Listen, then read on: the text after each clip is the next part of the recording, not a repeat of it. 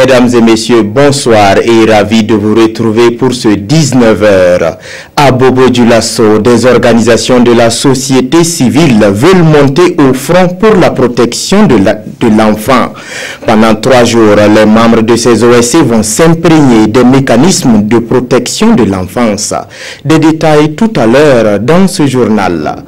8 communes rurales de la région des Hauts-Bassins viennent de bénéficier du système d'adduction d'eau potable. L'inauguration des bonnes fontaines est intervenue hier à Karangasso-Vigué. Et dans ce journal, nous vous ferons revivre l'enthousiasme des populations bénéficiaires. Ce sont là les titres de votre 19h. Mesdames et messieurs, bonsoir. Tout d'abord, commençons par les 72 heures de la personne handicapée qui s'est tenue à Madaga, dans la province de la Tapua. Le centre handicapé en avant a tenu ses journées pour interpeller les autorités et la communauté tout entière au respect des droits des personnes handicapées.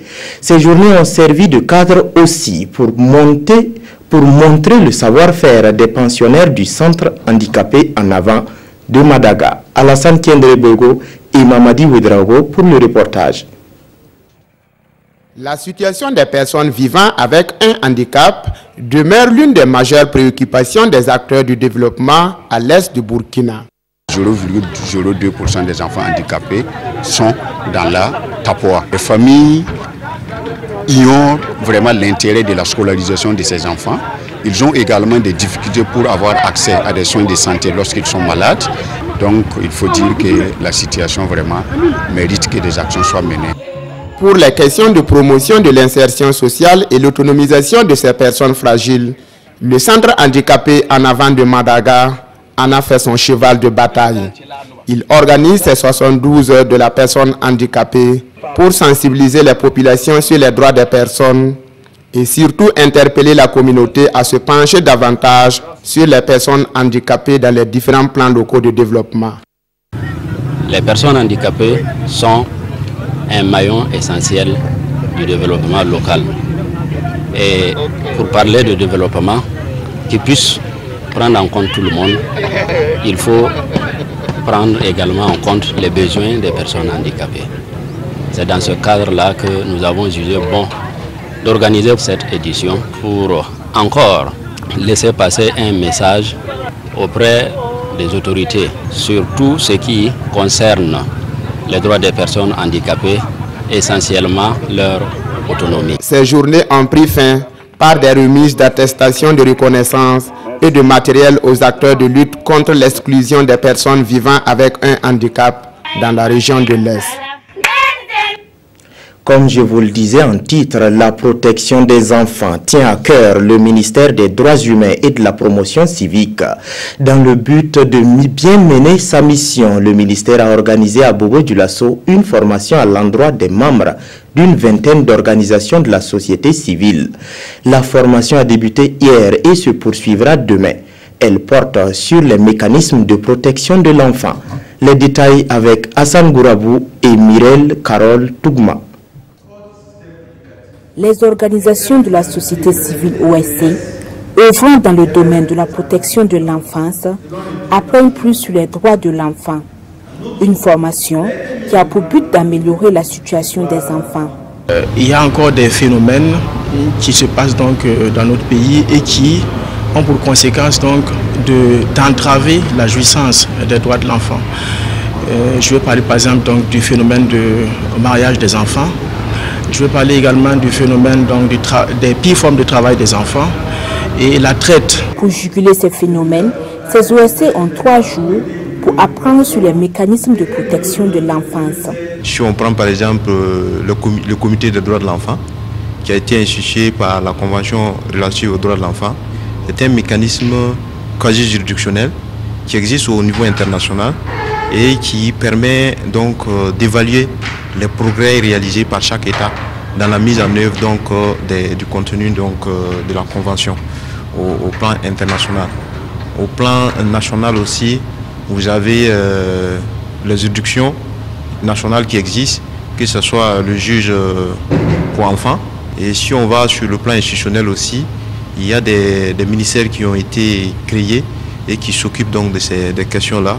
Au total, 20 OSC de la ville de Bobo-Dioulasso œuvrant dans le domaine de l'enfance participent à cette formation organisée par le ministère de la Justice, des Droits humains et de la Promotion civique.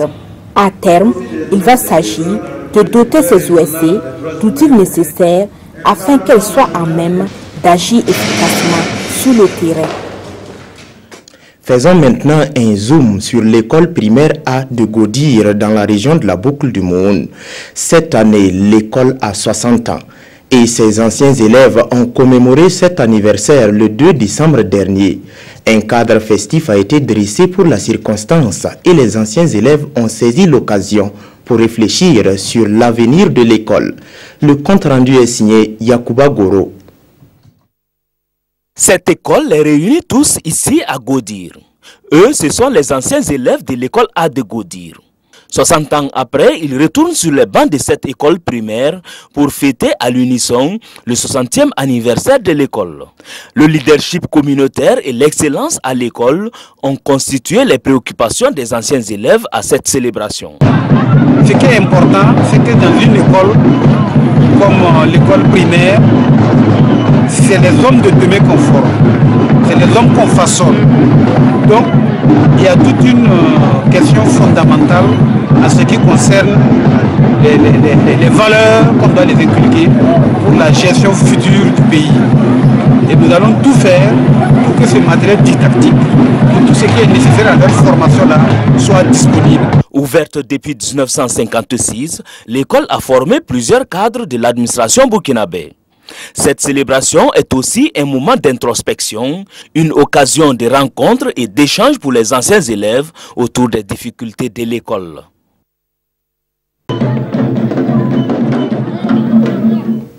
À Fadangourma, le conseil municipal a réalisé des infrastructures socio-économiques au cours de l'année 2017. Et la semaine dernière, une délégation composée des membres du conseil municipal et des services déconcentrés de l'État ont entrepris une visite de ces infrastructures. L'objectif a été de toucher du doigt la qualité des infrastructures et de sensibiliser les bénéficiaires pour de bons usages. Plus d'explications avec Seydou Nikiema et Mamadi Ouedraogo. Le conseil municipal de Fadangourma et ses partenaires techniques et financiers sur les traces des ouvrages socio-économiques prévus dans le plan communal de développement de 2017. Si les infrastructures telles les forages et les pistes rurales sont effectives, ce n'est pas le cas pour certaines, comme ce chantier de normalisation de l'école sous Payotte de Gagnéla ou ces travaux de construction de la maternité de Momba et du magasin de stockage céréalier de Tanwalbougou. Les réalisations ont été faites en fonction des demandes des communautés. Nous avons réalisé au total 19 forages, 2 parcs de vaccination. Nous avons réalisé une aire d'abattage qui se trouve juste derrière moi. Nous avons construit des salles de classe. Nous avons construit des collèges. Il y a énormément de réalisations qui ont été faites. Nous aurons l'occasion de les parcourir. Nous sommes satisfaits de savoir que les délibérations qui sont faites au niveau du conseil municipal de Fada sont respectées et que les engagements qui ont été pris vis-à-vis des populations sont aussi respectés. À chaque étape, les bénéficiaires ont exprimé leur satisfaction et leur reconnaissance aux autorités communales. Avant ce forage, on se levait très tôt le matin pour aller prendre la queue avant d'avoir l'eau potable. Vraiment, c'était difficile. Maintenant, avec cette fontaine, on est soulagé et nous remercions les donateurs. Au cours de cette tournée, la délégation a sensibilisé la population sur l'entretien des ouvrages pour leur pérennité et la culture d'un comportement responsable et civique. Restons toujours au chapitre des dotations d'infrastructures pour annoncer que 8 communes rurales de la région des Hauts-Bassins se réjouissent de réceptionner des bornes fontaines. L'inauguration de ces infrastructures hydrauliques est intervenue hier à Karangasso-Vigué. Ce fut une occasion aussi de signer une convention avec un opérateur privé pour l'entretien de ces équipements. Le film de la cérémonie porte la marque de Bilidou Bazongo et Karim Sissé. De l'eau potable est désormais disponible dans la commune de Karangasso-Vigué et dans 7 autres autres communes de la région des Hauts-Bassins. Un rêve devenu une réalité grâce au concours d'une multitude de partenaires avec en leur tête le conseil régional des Hauts-Bassins. Et pour un bon entretien de ces ouvrages, leur gestion a été confiée à un privé. Aujourd'hui, notre rôle, c'est de garantir en quantité et en qualité et la pérennité surtout de l'approvisionnement en eau potable des populations qui seront sur Karangasso-Vidier et les 7 autres communes de la région des Hauts-Bassins. Pour le président du conseil régional des Hauts-Bassins, la gestion communautaire des infrastructures d'adduction en eau potable a montré ses limites. Le choix d'un particulier qualifié pour gérer ces ouvrages est plus qu'une nécessité. C'est un acte important qui a été posé. Je suis particulièrement content. C'est que l'ensemble des communes, les 8 communes, se sont mis d'accord pour trouver un fermier pour gérer leur eau. C'est ça qui est bon en matière donc, disons, de rentabilité, de gestion efficace. Appel a été lancé pour que les autres communes puissent suivre l'exemple des 8 communes pionnières dans le cadre de l'approvisionnement en eau potable et de l'assainissement dans les hauts bassins. Pendant que dans les hauts bassins, les populations rurales accueillent avec enthousiasme l'eau potable, au ministère des Ressources animales, l'heure est à la formation des superviseurs de collecte de données. Ces superviseurs reçoivent cette formation dans l'optique d'actualiser les données statistiques sur le cheptel de la région du plateau central. À terme, ce sont les superviseurs des 13 régions du Burkina qui devraient être touchés. Le début de la formation a été suivi par Amadou Ilboudo et Mariam Dao. La première enquête nationale sur le cheptel au Burkina Faso est prévue du 27 décembre prochain au 5 février 2018. Pour mener à bien cette étude, le ministère en charge des ressources animales forme les superviseurs de la région du plateau central sur les outils élaborés pour la collecte de ces données statistiques. Il est important d'entreprendre cette enquête-là dans la mesure où l'ensemble donc des informations statistiques que nous avions liées donc au cheptel et relevait donc de cette période-là. Donc la période est assez longue, ça fait près de 2 décennies. Il est donc important que nous puissions mettre à jour, actualiser donc l'ensemble donc de nos statistiques concernant le cheptel et mieux apprécier, actualiser aussi les paramètres zootechniques qui datent de 1989. Les résultats de cette enquête sont très attendus par la direction des études et des statistiques sectorielles du ministère en charge des ressources animales. Cette structure entend mettre à la disposition de tous les acteurs de développement des données statistiques fiables. Beaucoup d'acteurs vivent de l'élevage et donc il y a un capital productif qui est là, qu'il faut évaluer chaque 10 ans. À travers ces données aussi, tous les autres utilisateurs, et notamment au niveau communal, les gens ont besoin de ça pour faire des planifications. Cette session de formation qui est prévue pour durer 5 jours marque le lancement des sessions de formation des superviseurs régionaux. Au total, 400 superviseurs et 1500 enquêteurs et contrôleurs seront formés et déployés sur le terrain pour cette enquête nationale sur le cheptel. Le Conseil national de secours d'urgence et de réhabilitation a tenu hier à Ouagadougou une conférence publique sur le thème de la réduction des expositions aux risques naturels et aux déplacements forcés. La rencontre a permis aussi de rassembler tous les acteurs pour échanger sur la problématique de la prévention des catastrophes naturelles. Le point avec Rasmane Zondi et Yolande Yentema Lompo. Une conférence publique sur le thème de la Journée internationale de la prévention des catastrophes, commémorée chaque année en octobre.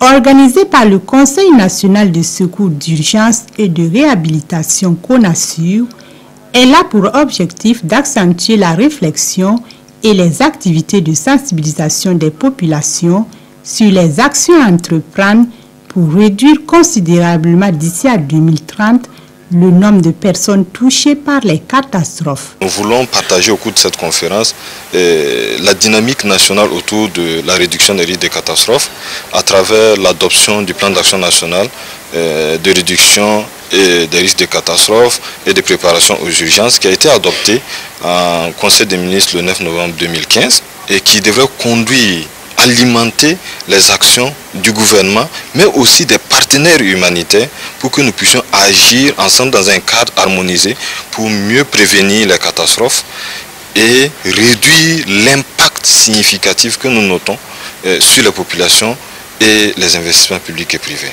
En 2014, les catastrophes naturelles avaient occasionné le déplacement de plus de 19 millions de personnes dans le monde. Au cours de la présente rencontre, 5 problématiques en rapport avec le thème des JPC seront développées. Pour une meilleure résilience des populations, il est également prévu un bilan à mi-parcours. Ainsi s'achève cette édition. Merci pour votre aimable attention. L'information continue sur www.rtb.bf. Bonsoir.